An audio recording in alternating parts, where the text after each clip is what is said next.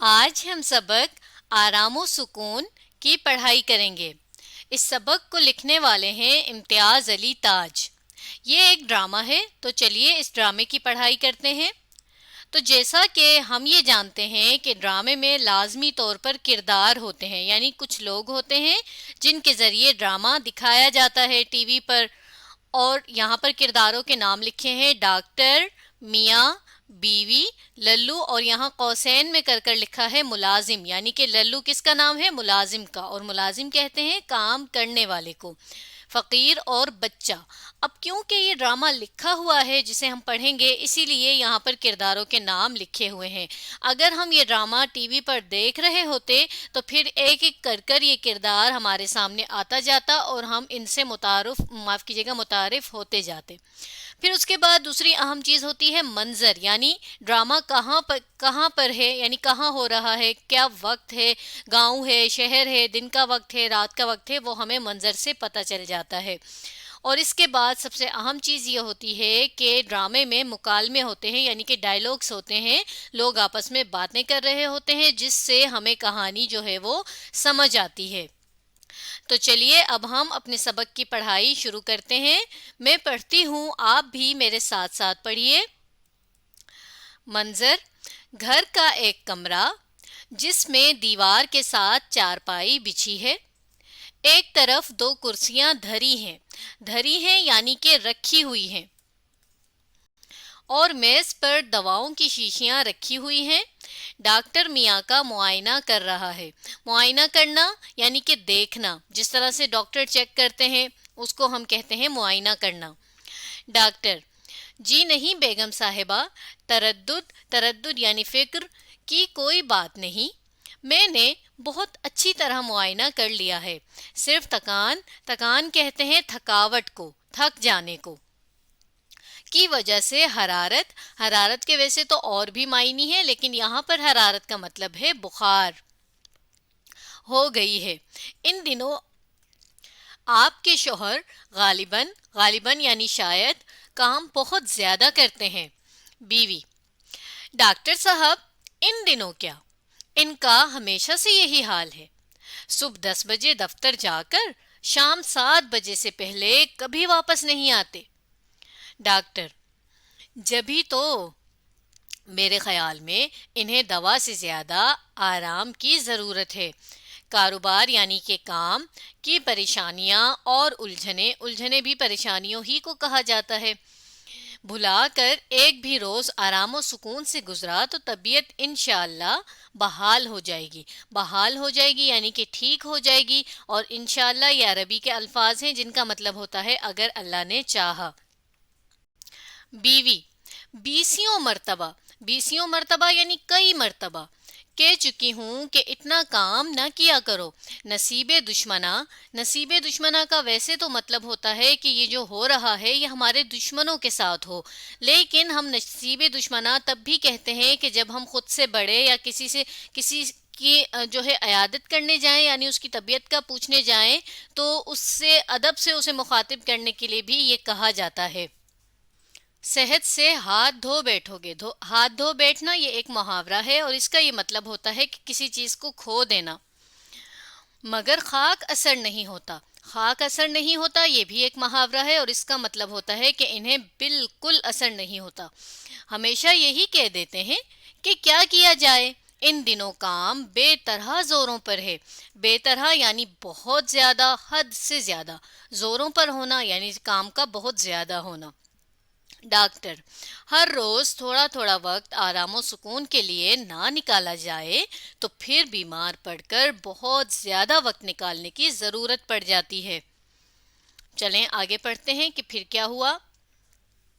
बीवी: ये बात आपने इन्हें भी समझाई? मैंने कहा, सुन रहे हो डॉक्टर साहब क्या कह रहे हैं?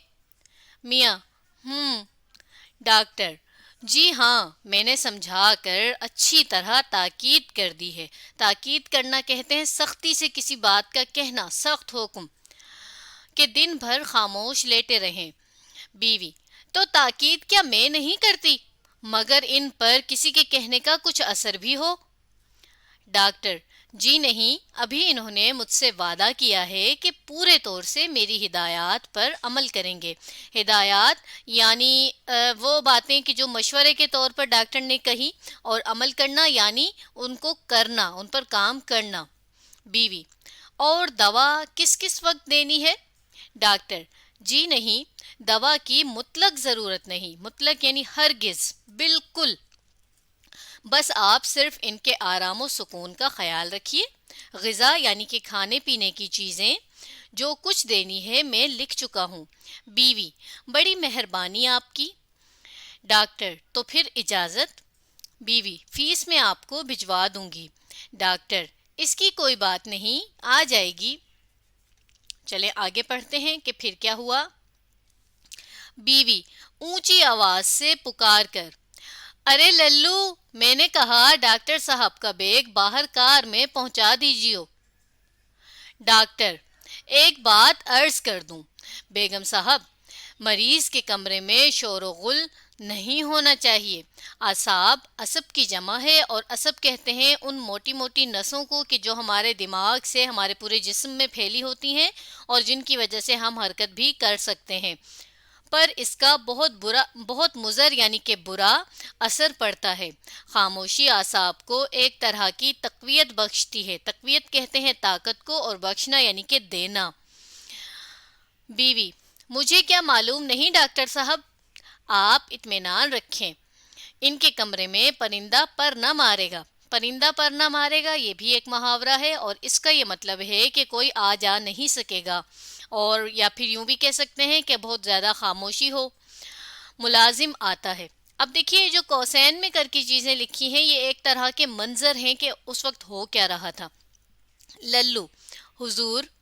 حضور ہم ادب میں تمیز میں کسی کو کہتے ہیں۔ ڈاکٹر: اٹھا لو یہ بیگ۔ تو آداب۔ بیوی: آداب۔ ڈاکٹر اور ملازم جاتے ہیں۔ قریب آ کر: میں نے کہا سو گئے کیا؟ میاں: یوں ہی چپکا پڑا ہوا تھا۔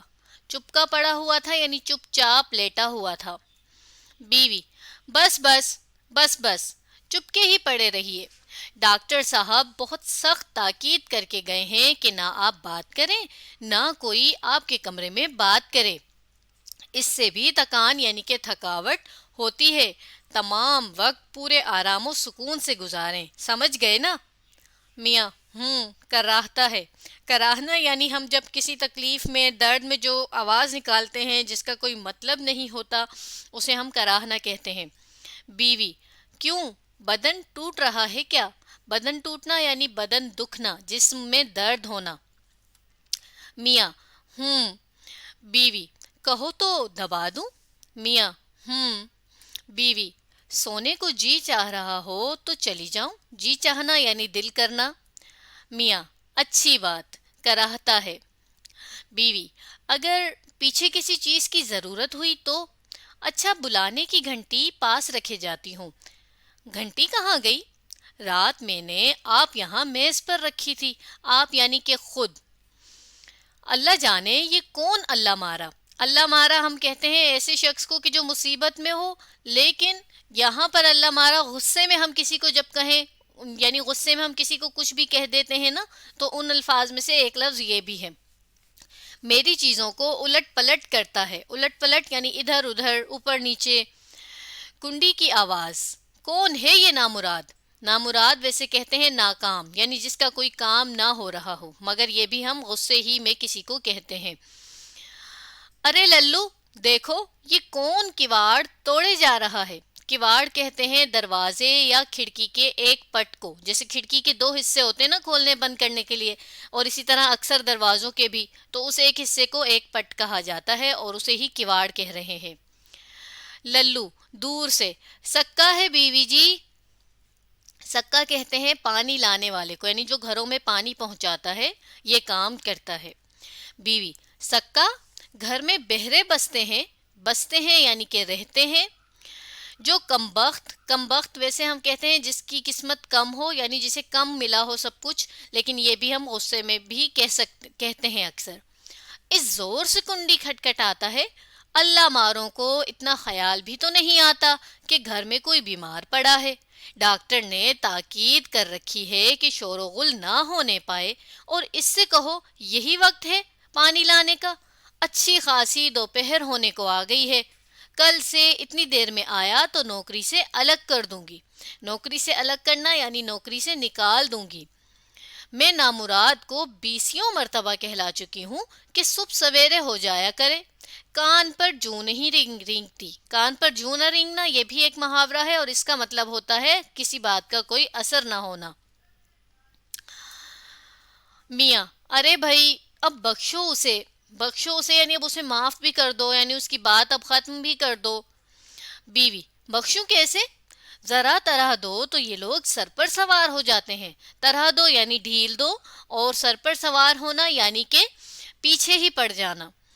میاں: کر رہتا ہے۔ بیوی: کیوں، زیادہ درد محسوس ہو رہا ہے؟ میاں: بیوی: للو سے کہوں آ کر دبا دے؟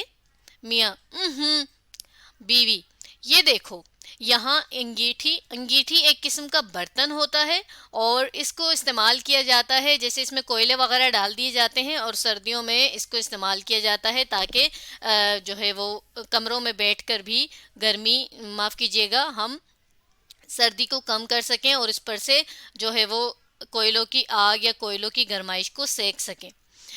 آپ بتائیے، آپ سے آپ آ گئی یہاں، آپ سے آپ یعنی خود ہی پاؤں تھے اس کے۔ یہ سب حرکتیں اس للو کی ہیں۔ کم بخت نے قسم کھا رکھی ہے کہ کوئی بھی چیز ٹھکانے یعنی جگہ پر نہ رہنے دے گا۔ اللہ جانے یہ نامراد میری چیزوں کو ہاتھ لگاتا کیوں ہے؟ للو، ارے للو۔ میاں: ارے بھائی کیوں ناحق یعنی کہ بلا وجہ غل مچا رہی ہو؟ غل مچانا یعنی شور کرنا۔ گھنٹی رات میں نے خود میز پر سے اٹھا کر انگیٹھی پر رکھ دی تھی۔ کر رہتا ہے۔ بیوی: تم نے؟ اے ہے، وہ کیوں؟ آگے پڑھتے ہیں۔ میاں: ننا بار بار بجائے جا رہا تھا، میرا دم الجھنے لگا تھا۔ دم الجھنا یعنی گھبرانا، دل پریشان ہونا۔ کراہتا ہے۔ للو آ کر: مجھے بلایا ہے بیوی جی؟ بیوی: کم بخت، اتنی دیر سے آوازیں دے رہی ہوں، کہاں مر گیا تھا؟ للو: گودام سے ریٹھے ڈھونڈ رہا تھا۔ گودام کہتے ہیں سامان رکھنے کی جگہ کو، جیسا کہ آپ کے گھر میں بھی ایک ایسا کمرہ ہوگا جس میں بہت سی چیزیں، مختلف چیزیں رکھی ہوتی ہوں گی ضرورت کی، جسے اسٹور روم بھی کہا جاتا ہے، اور ریٹھے ایک قسم کا پھل ہوتا ہے۔ بیوی: صبح سویرے کہا تھا، کم بخت تجھے اب تک ریٹھے مل نہیں چکے؟ للو: جی مہلت بھی ملے، مہلت ملے یعنی مجھے وقت بھی تو ملے۔ ادھر گودام میں جاتا ہوں، ادھر کوئی بلا لیتا ہے۔ بیوی: ہاں بڑا کام رہتا ہے نا بیچارے کو، سر کھجانے کو فرصت نہیں ملتی۔ سر کھجانے کو فرصت نہ ملنا یعنی بہت زیادہ مصروفیت ہونا۔ بھاگ یہاں سے، نکل، جا کر ریٹھے ڈھونڈ۔ للو جاتا ہے تو یہ گھنٹی یہاں تمہارے سرہانے رکھ جاتی ہوں۔ سرہانے یعنی سر کی طرف، تکیے کے پاس۔ میاں کراہ کر: کواڑ بند کرتی جانا۔ بیوی: پیچھے اکیلے میں جی تو نہ گھبرائے گا تمہارا؟ جی گھبرانا یعنی دل پریشان ہونا۔ میاں تنگ آ کر: نہیں بابا نہیں۔ تو آج ہم نے سبق آرام و سکون کی پڑھائی کی۔ اب اگلی ویڈیو میں ہم اس سبق کا اگلا حصہ پڑھیں گے۔